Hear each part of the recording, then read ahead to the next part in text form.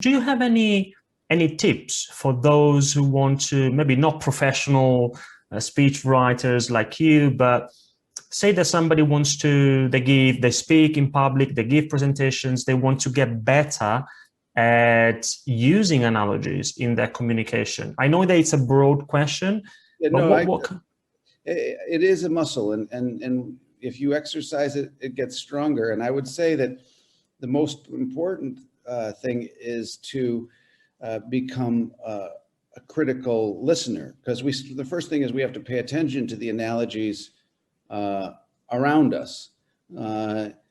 Even the phrase "pay attention," it suggests that you have a limited quantity of attention, and you have to pay for things, just like you have a limited quantity of money and you pay for things, and you have to make choices. What do you buy? What do you buy with your time and attention? And so listening and just saying, I hear an analogy. Oh, that's an analogy.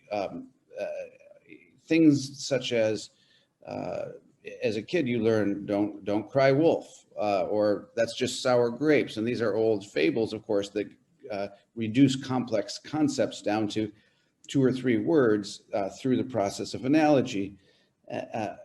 And the key is that if you start listening and just make a mental note every time you hear an analogy in the course of your day, you're probably going to hear dozens, if not 100 analogies, unless you're sitting alone in a cave. And so once you start recognizing them, then you can say, well, what's the next step is to, if you encounter an analogy, what's not true about this? Like, what is not the same about a cork boat and a good speech?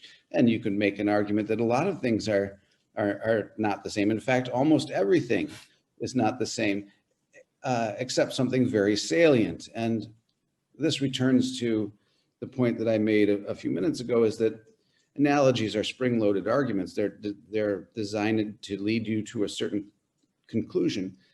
And I think that people get into trouble when they fall for the wrong analogies.